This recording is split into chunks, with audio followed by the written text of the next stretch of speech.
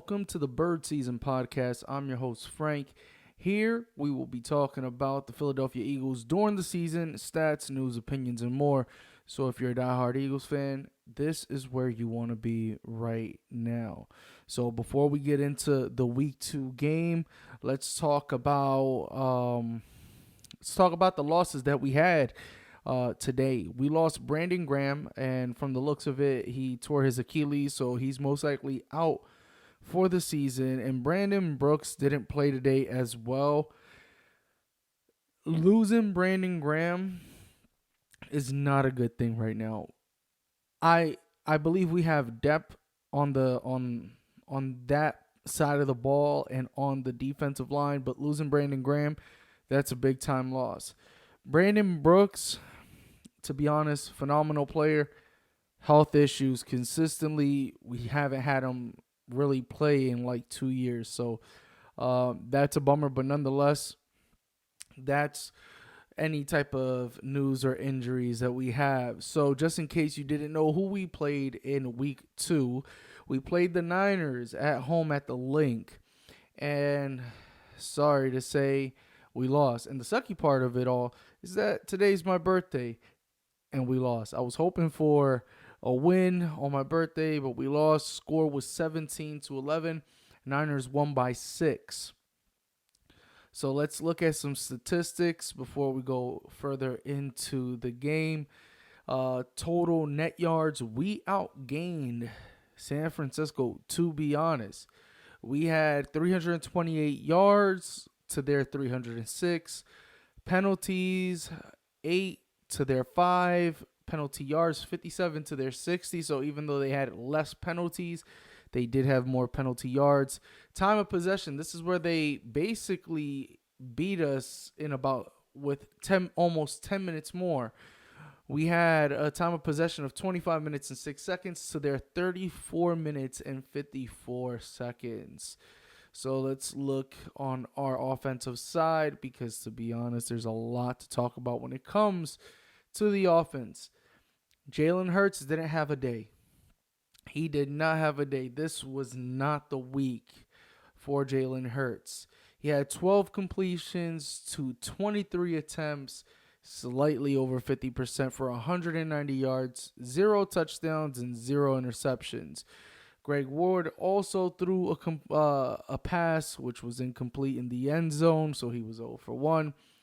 Rushing, Jalen Hurts had 10 attempts for 82 yards. The longest run that he had was 27 and a touchdown. Miles Sanders, which I'm upset that we didn't use him more, he had 13 attempts for 55 yards, 10 yards being his longest. Kenny Gainwell, 6 attempts, 14 yards, 6 being his longest. Receiving, we have Quez Watkins with 2 receptions for 117 yards. Don't get it twisted. The reason why it's 117 yards is because his longest reception was 91 yards. Dallas Goedert had 2 receptions for 24, 14 being the longest. Kenny Gainwell, 2 receptions, 18, 9 being the longest. Devontae Smith didn't have a day either.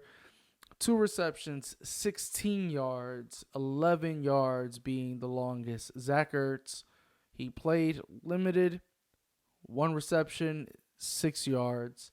Jalen Reagor, 2 receptions, only 5 yards. And Miles Sanders, 1 receptions, 4 yards. I don't know if you guys watched the game, but I surely did. And I wasn't so happy. It was a close game.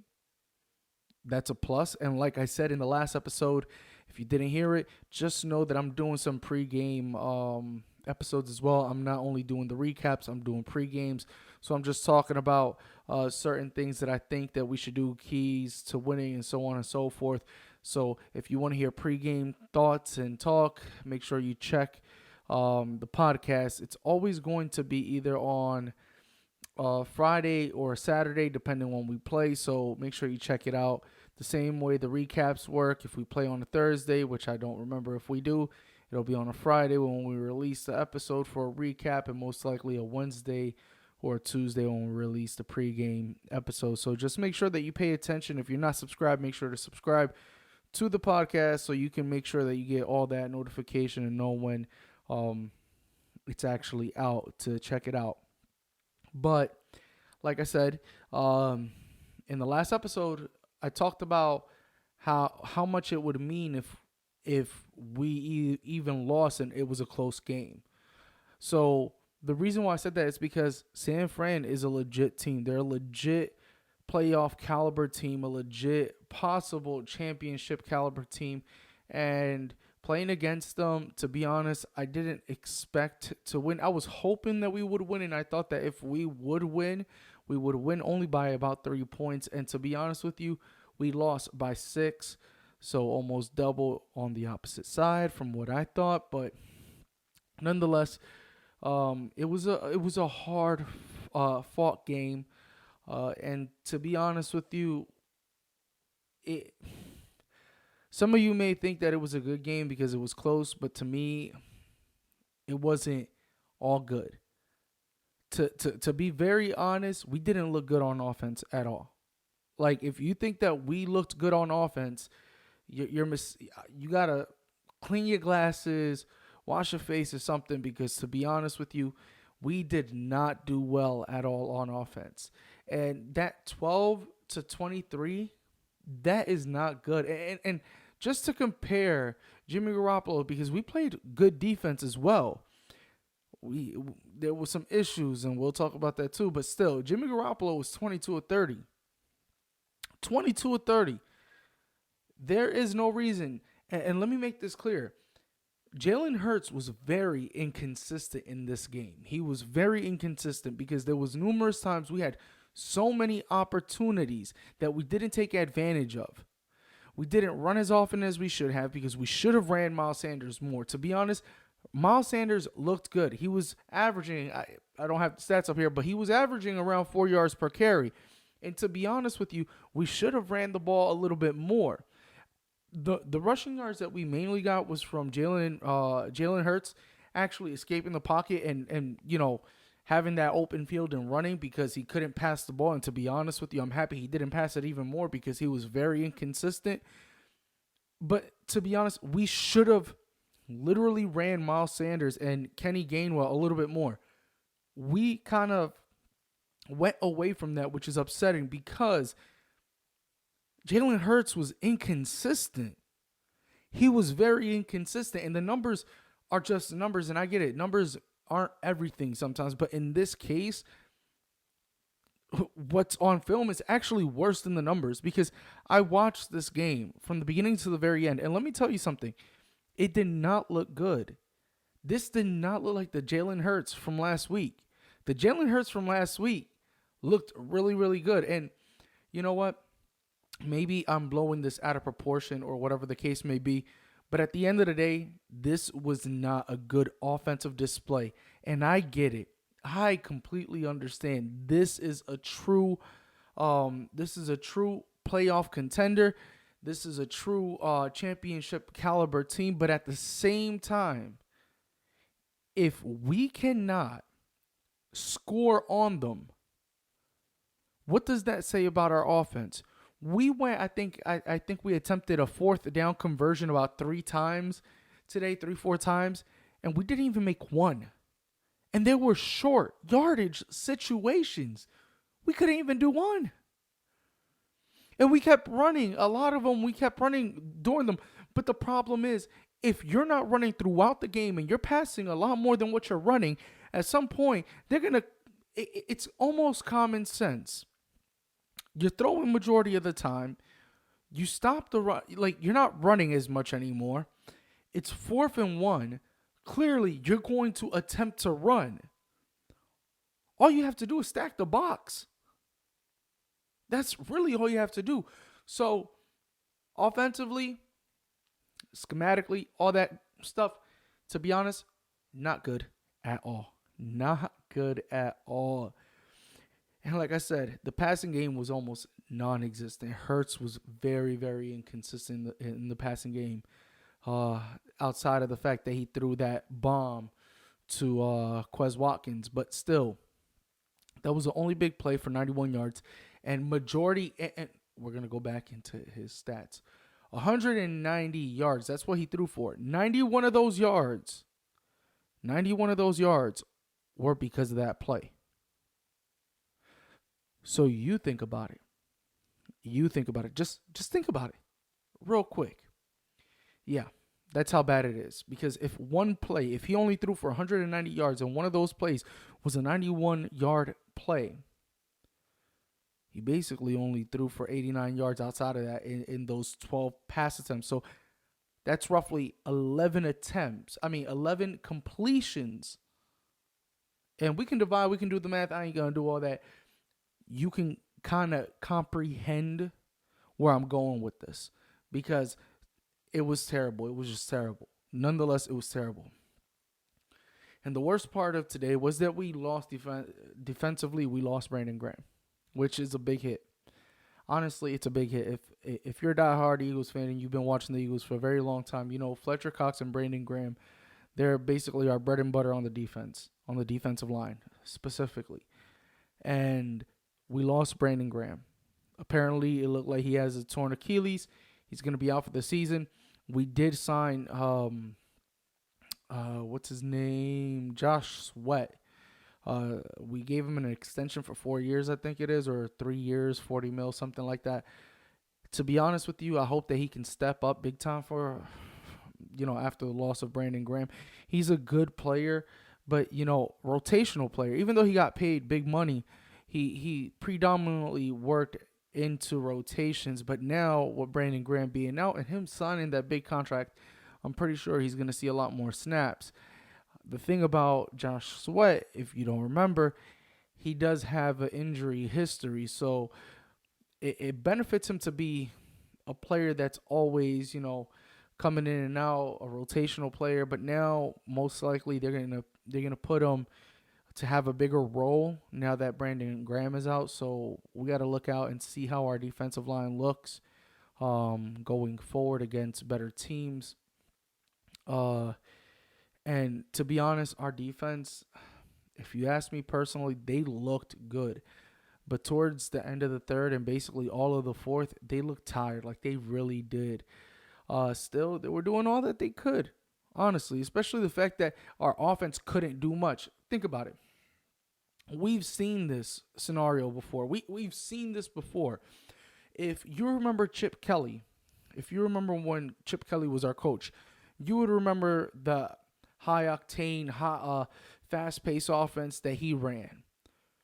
You would also remember the fact that we had a decent, if not good defense, but our defense was out more than our offense. And because our defense was out more than our offense would get tired a lot quicker. This almost felt like that. We would have some, long possessions and stuff like that, but still it felt like our defense was out on the field a lot longer. And let me be honest, nearly 10 minutes out longer, that makes a big difference for those big guys up front, and the fact that as well our DBs, I don't know what was going on because our DBs against Atlanta look good. And to be honest with you, if you watch the Atlanta game, I didn't get to watch it, but I seen the scores and I seen the stats. Atlanta against Tampa Bay, Atlanta did way better against Tampa Bay. So I don't know what this is saying. Was the Atlanta game just a fluke? Is Atlanta way better than what we think they are? Or was that a fluke against Tampa? I don't know. It's still early in the season, but nonetheless, this isn't looking good for us. And I'm going to tell you why. Because we need consistency on the offense. Our defense has always, and let me make this clear, our defense has always been the consistent part of our team, has always been the consistent part. Even if our DBs were terrible, we always were able to put pressure on the opposing team. The issue is that our offense has been terrible for so long that, to be honest with you, since we went to the Super Bowl, I think 17, after 17, our offense has been so terrible and so inconsistent and filled with so many injuries that clearly our defense look worse than what it really is. And the reason why it looks worse than what it really is because they're out there most of the time. And if they're out there most of the time, they're getting tired. We need consistency on the offensive side of the ball. We really do. We had too many missed tackles, and the DBs were leaving people open when we needed them to lock down their zones or their players. Like, there was too many inconsistencies that was going on today. And don't get me wrong, it's a good sign that it was a close game. It's a good sign. Because that means if we can clean this up, if we can become more consistent on the offensive side, if the defense isn't out there all game long, then that means that we have a really good team at hand. We have a playoff bound team if we can clean up some of the things, the penalties, consistency on the offensive side. We need Jalen Hurts to play smart. And just because, and let me make this clear, just because he hasn't thrown an interception in this game or in the last game doesn't mean that he is smart, because there are numerous times in this game where somebody was open and he did not see them or he underthrew them. It has happened a few times in this game. And that's when I talk about consistency, because last week he looked like a Pro Bowl caliber quarterback and possibly an MVP caliber quarterback. And this week he looked like a rookie. So, to be honest with you, we need consistency. We haven't had consistency in the quarterback position since Donovan McNabb. And that's the truth, because if we talk about all the quarterbacks that we had after Donovan McNabb left, we had Mike Vick only for a few years. Then we had Nick Foles, then Sam Bradford. And then after Sam Bradford, who did we have? I think it was Carson Wentz. And now we have Jalen Hurts. That's 5 quarterbacks. 5. And I know that doesn't sound much because, you have other teams that had so many, but being the fact that we won a Super Bowl only a few years ago, being the fact that in the 90s and early 2000s, we were a dominant team, to right now an inconsistent team the last few years.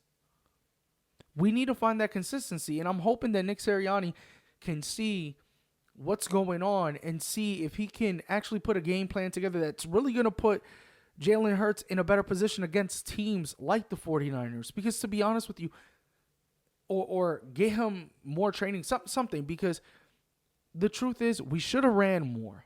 Miles Sanders should have ran the rock more. To be honest with you, he should have. He only had 13 carries. This man, Miles Sanders, should have ended the night with at least 20 carries, and Kenny Gainwell should have had, by the end of this game, he should have had at least 10 to 15 carries.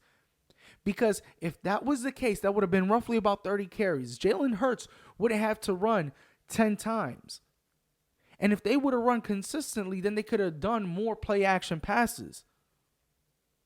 For crying out loud, the receivers didn't even do anything.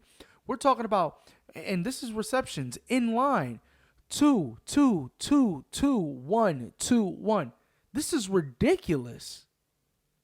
This is unacceptable. And like I said, there's people that are probably going to be like, oh, he's overreacting. It's not an overreaction, because the overreaction is watching the first game and be like, yes, we're going to be a Super Bowl caliber team, a playoff bound team, and then drop down immediately when you see the second game.